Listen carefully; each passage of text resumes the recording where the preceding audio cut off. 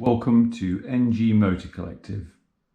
This is the motorcycle maintenance basic series, and the next two episodes are going to be all about chains and sprockets.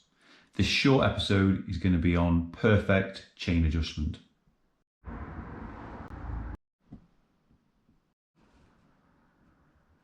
The first step is to secure your bike. In this case, I have the bike securely raised on two quality paddock stands. The tools required for the job are minimal. You will need a 12mm spanner, a 10mm spanner, in this case a 36mm socket, a wrench, a torque wrench, and then in terms of measuring the chain and its direction, ideally a set of vernier calipers. Equally, this Motion Pro alignment tool is handy, and then finally you'll need some way of measuring the chain slack. In this case I have the Motion Pro slack setter. A ruler will do the job just as well. The next step is to take your 36mm socket and long wrench to undo the rear axle nut here.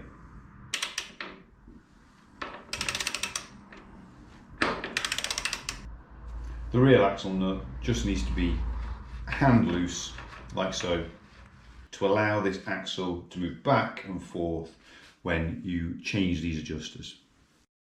Adjustments are made to the chain in terms of tension by making alterations to the adjusting nuts.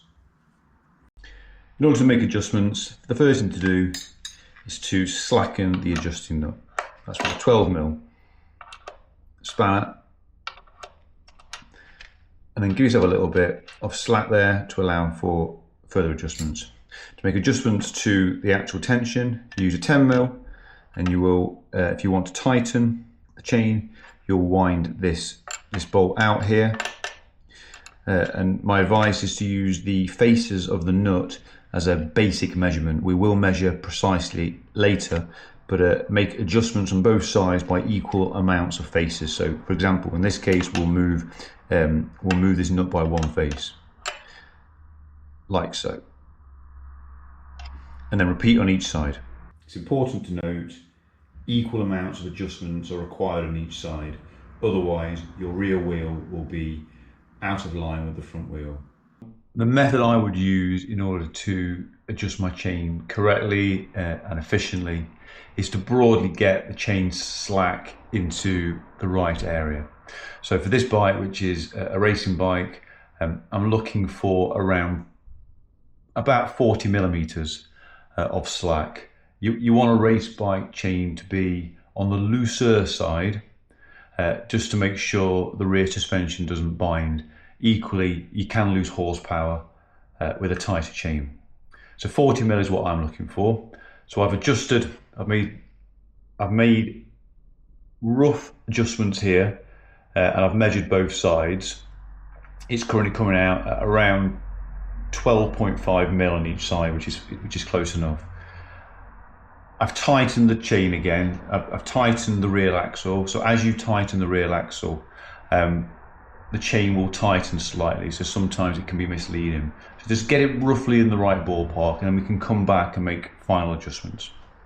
So in order to measure and get each side of the axle in terms of the adjusters the same, I measure from the back of this locking nut here to the front of the adjusting nut using a pair of vernier calipers,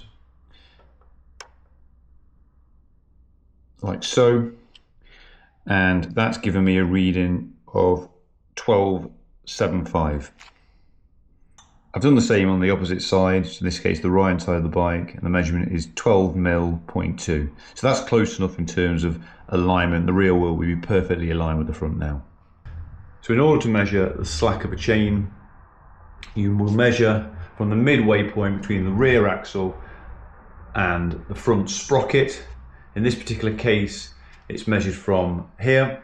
This is where I'll be taking the measurement from, and I use this little writing here where it says MKR as my point that I measure consistently.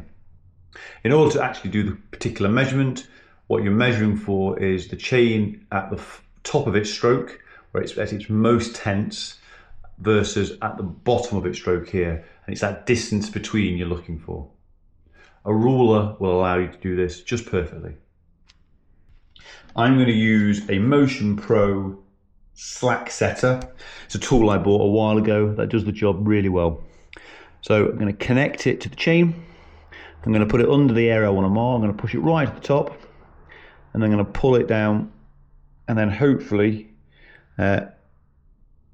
you can see it gives me a measurement of exactly 40 mil, which is what I'm looking for. I'll just try and get a close-up of you there. Okay, you can't really see, but there's a measurement on the Motion Pro slack setter. That's effectively a ruler and giving me that setting. In this case, it's measuring at the bottom of the stroke, just there, just over 41 mil, which is perfect. The last thing to do is to tighten the rear axle nut. Honda recommend 135 Newton meters worth of torque, which seems mental, but Mr. Honda knows best.